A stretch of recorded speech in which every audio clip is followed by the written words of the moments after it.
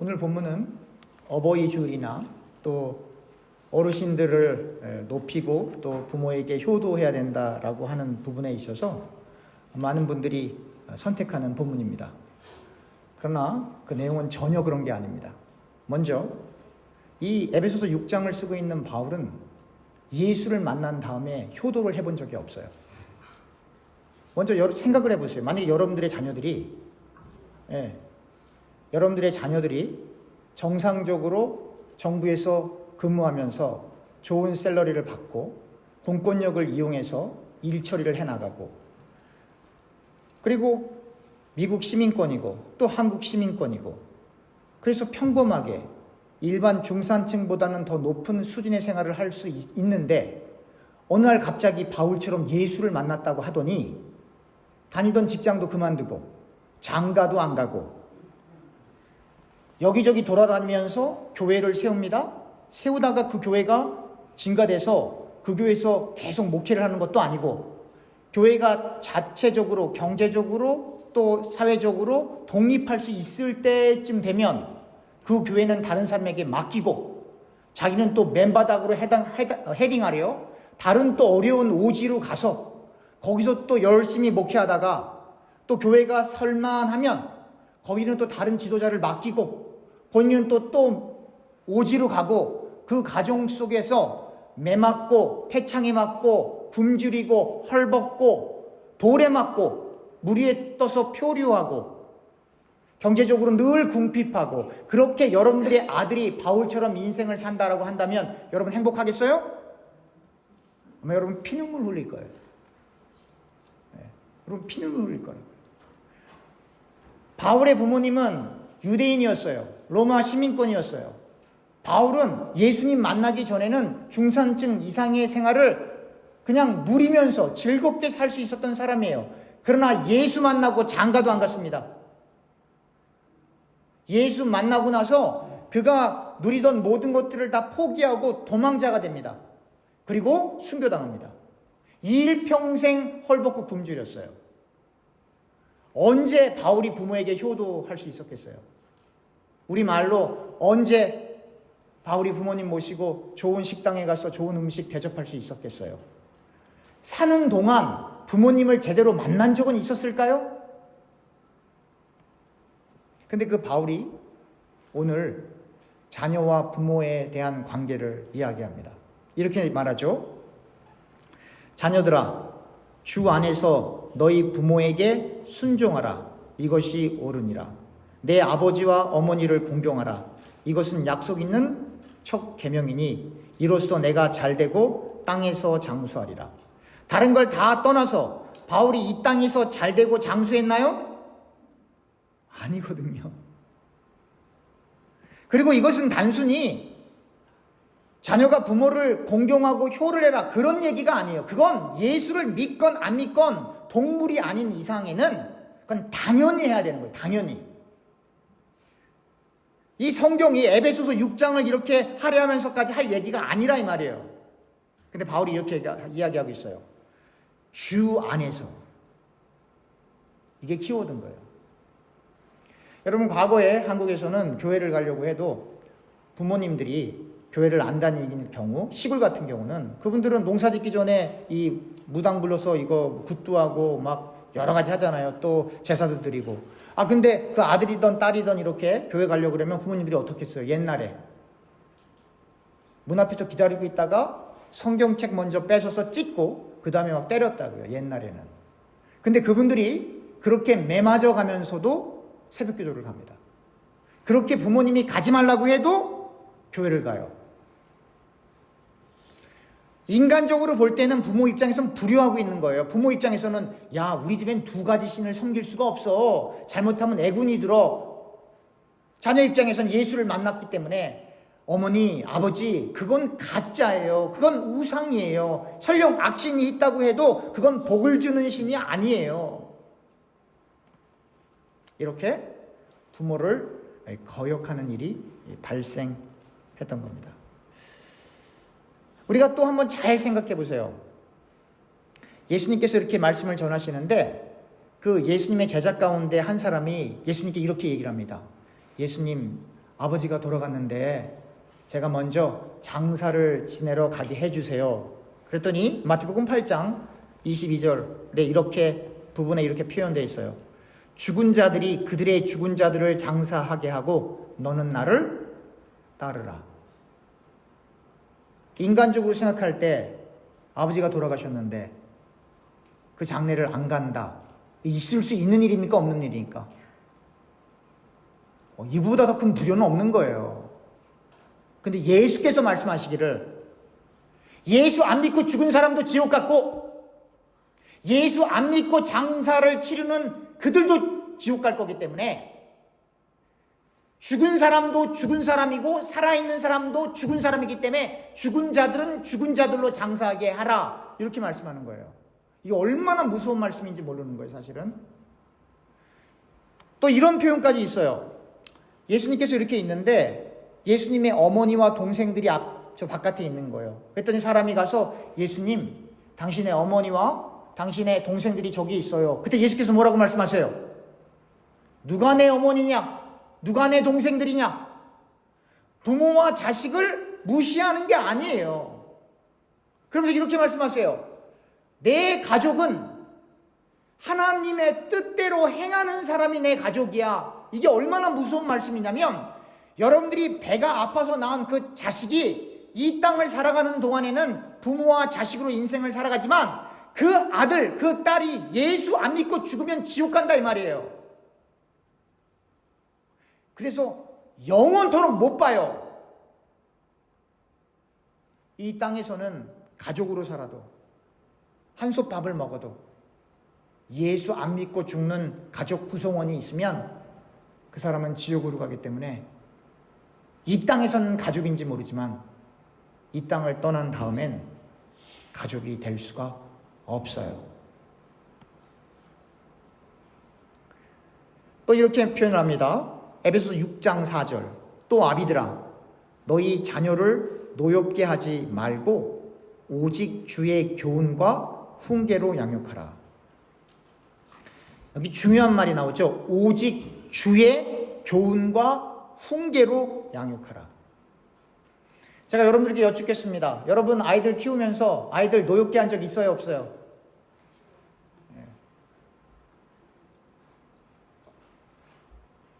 아무리 똑같은 화가 나는 상황이 발생하고 똑같이 아이들이 말을 안 듣지만 내 기분이 상하면 더 말이 거세지죠. 사사시대에 입다라고 하는 사사가 있었습니다. 이 입다라고 하는 사사가 전쟁에 나갈 때 이런 말을 합니다. 전쟁에서 승리하고 돌아올 때 누구든지 사람이든 동물이든 먼저 나오면 그 하나님 앞에 드릴 거야. 그리고 나갑니다. 그리고 전쟁에서 이기고 돌아옵니다. 제일 먼저 뛰어나오는 사람 누구예요? 입다의 딸. 종교는 상식을 초월해서는 안 됩니다. 그러나 기독교는 하나의 종교가 아닙니다, 여러분. 그 말은 인간들이 살아가는 이 세상의 어떤 통속관념이나 상식을 다 무시한다는 이야기가 아닙니다. 예수를 믿는다라고 하는 건 일반 상식을 초월하는 거예요, 사실은. 하나님께서 아브라함을 부르십니다. 내 본토 친척 아비집을 떠나 내가 내게 지시할 땅으로 가라. 이보다 더 불효가 어디 있어요? 부모도 멀리하고 살던 것도 멀리하고 어떠한 목적이 있어서 그런 것도 아니고 어떠한 비즈니스가 있어서 그런 것도 아니고 그냥 내가 지시할 거니까 넌 그냥 떠나. 물론 아브라함은 제대로 못 떠났어요. 그러나 그렇게 떠나는 게 하나님 뜻이래요. 여러분들과 저는 살면서 자녀를 노엽게 할 때가 있었죠. 근데 또 한 번 묻습니다. 여러분들은 오직 주의 교훈과 훈계로 양육해 본 적은 있으세요? 이 말은 거꾸로 얘기하면 오늘날 많은 성도들이 교회에 다른 이유 때문에 와요. 말씀 때문에 오는 게 아니라. 제가 늘 강조합니다. 다른 건 다 안 해도 상관없다니까요. 농담이 아니고 진짜입니다, 여러분. 해도 그만 안 해도 그만. 그러나 여러분들과 저는 말씀 때문에 교회 와야 돼요. 그래야 말씀으로 여러분들의 자녀들을 주의 교훈과 훈계로 양육하죠. 근데 말씀을 모르는데 무슨 훈육과 무슨 교육을 한다 이 말이에요. 대부분 부모님들이 교회 와서 한다는 기도가 우리 아들 좋은 대학 가게 해주세요. 우리 아들 성공하게 해주세요. 우리 아들 부자 되게 해주세요. 좋은 배우자 만나게 해주세요. 하는 일 잘 되게 해주세요. 다 잘된, 그게 나쁘다는 얘기 아니에요. 그건 당연히 부모가 기도해야죠. 그러나 성경은 그렇게 기도하라라고 말하지 않아요. 오직 주의 교훈과 훈계로 양육하라. 그러니까 말씀에 관심이 없는 사람은 죽었다 깨어나도 주의 교훈과 훈계로 자녀를 양육할 수가 없어요. 부모의 극성심으로 치맛바람이라고 하죠. 요즘에 미국 사람들도 그 동양 사람들이 한국 사람들이 하는 그 치맛바람 때문에 백인들도 다 과외를 시키는 판이니까 깜짝 놀랍니다. 어찌됐건 그렇게 극성스럽게 자식을 좋은 학교에 보내고 뭐 이것도 하고 저것도 하고 그렇게 해서 잘 됐다고 칩시다. 그럼 그 아이들은 알아요. 우리 엄마 아빠가 믿는 신은 이 땅에서 잘 먹고 잘 살게끔 하기 위해서 인간의 삶 속에서의 행복을 빌어주는 신이구나. 그래서 인간 중심으로 하나의 종교로 생각. 그래서 여러분들이라고 말하면 안 되죠. 그래서 대부분 1.5세 2세들이 교회 안 가요. 대부분 1.5세 2세들 헌금 안 합니다, 여러분. 제가 엊그저께 인슈런스 때문에 노회장하고 길게 통화를 했는데 이제 이것저것 얘기, 왜냐면 인슈런스 얘기이기 때문에 이제 교회 재정 얘기도 해야 되고 뭐 여러 가지 일들을 다 나눠야 되잖아요. 근데 이런 얘기가 나오는 거예요. 백인 교회입니다. 백인 교회에서 교인들이 이 사람은 장로를 시켜야 된다고 해서 장로를 딱 세우려고 하는데 못했어요. 왜냐? 교회는 열심히 나왔는데 인기도 많은데 1년 동안 10원도 헌금을 안 했어요. 노회장이 저한테 이러는 거예요. 장로 시킬 수 없다고. 이건 제가 헌금 많이 해라 그런 얘기가 아니에요. 경제적이 어려운 분들이 헌금 많이 하지 마세요. 제가 언제 여러분들에게 헌금하라 그럽니까? 경제적으로 어려우신 분들 헌금 많이 못하세요. 당연한 거예요. 은퇴하신 분들 무슨 돈이 있다고 헌금을 하세요? 아니에요. 무리하게 절대로 헌금하시면 안 돼요. 하나님이 기뻐하지 않으세요. 부모님에게 좋은 음식 대접도 못하면서 무슨 헌금을 해요? 아니에요. 그런 얘기가 아니에요. 그러나 한 교회의 장로가 된다라고 하는 건 오너십을 갖는다는 거예요, 여러분. 오너십을. 그 얘기는 뭐예요? 내가 누구 위에 군림하겠다가 아니에요. 교회가 어려울 때 내가 책임을 지겠다는 거예요. 그게 하기 싫은 사람들은 장로에서는 안 돼요. 그래서 60년대, 70년도에는 장로님 하세요라고 도시락 싸들고 달는데도 다 안 한다 그래요. 왜? 교회가 어려우니까. 교회가 어려우니까. 그 당시에는 집 팔아서 헌금하는 사람들도 그렇게 많을 때예요. 순수했을 때니까. 뭐 때문에? 목사 월급을 못 주니까. 그리고 그게 또 당연한 줄 알았어요. 그때는. 교회 건축이라도 한다면 교회 예산도 없는데 무슨 건축을 해요. 건축이라도 한다면 사람들에게 종이쪽지 하나 다 나눠주고 뭐라 그랬냐면 돈이 없는데 작정하라 이 말이에요. 그리고 거기다 금액을 쓰고 봉투에 넣어서 냈다 이 말이에요. 그리고 방해해서 그 종이 쪽지를 들고 은행에 가서 융자를 받았어요, 여러분. 하나님이 기뻐하지 않으세요. 그러나 여러분들과 제가 분명히 알아야 될 게 있어요. 여러분들과 저는 이 땅에 소망을 두고 사는 사람들이 아닙니다, 여러분. 여러분들과 저는 썩을 양식을 위해서 인생을 사는 사람들이 아닙니다, 여러분. 성경에 보면 돈을 사랑하지 말라는 얘기가 많이 나와요. 여러분, 돈을 사랑한다. 여러분, 돈 싫은 사람 있으면 손 들어보세요. 나는 돈이 밉다. 지겹다. 난 누가 나 돈 주는 거 싫다. 제가 놀란 사실은요, 한 달에 1억씩 버는 사장님도 누가 10만 원을 봉투에서 딱 들고 다니면서 사장님 감사합니다라고 주면 너무 좋대요.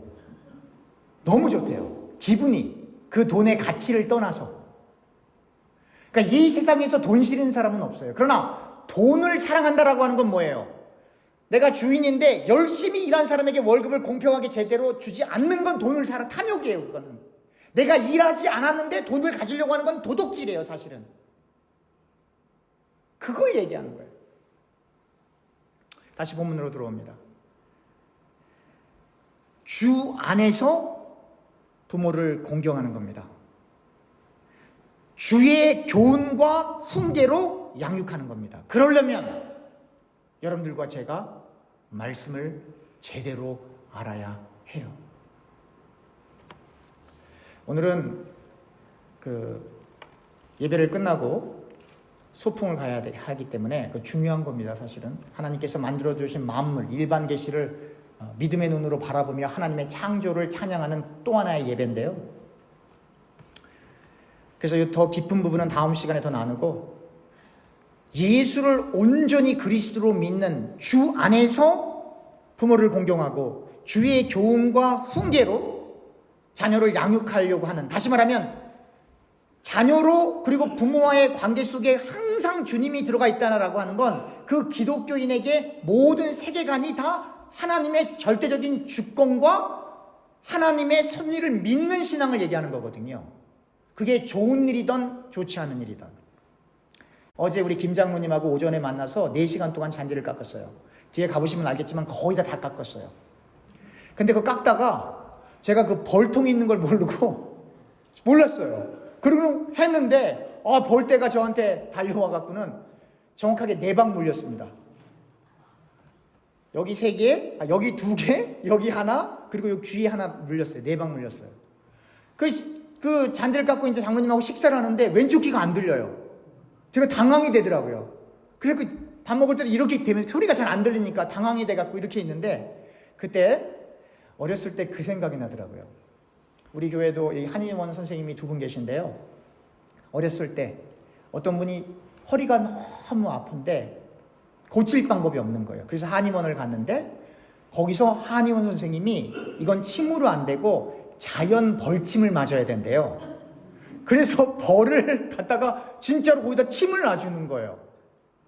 제가 집에 가서 와이프한테 좀 봐보라고 아프다고 봤더니 정말 여기 침이 하나 이렇게 들어가 있더라고요. 아침이 됐더니 건강해졌어요. 생각하기 나름이죠. 하나님이 저를 사랑해서 하나님의 절대주권으로 자연 침을 맞게 해주신 걸 믿으시길 바랍니다.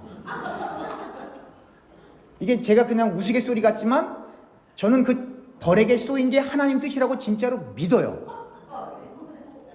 제가 여러분들 이렇게 만난 것도 하나님의 뜻이라고 저는 진짜로 믿어요. 제가 운전하다가 죽을 뻔한 적이 한 2번 있었는데 2번 다 폐차시켰으니까. 근데 그리고 그거 해결하는데 4년 이상 걸렸어요. 하나는. 근데 그것도 누구 뜻이다? 하나님 뜻이라고 저는 믿어요. 정말로 믿어요. 정말 힘든 시간이었지만 저는 정말로 믿어요.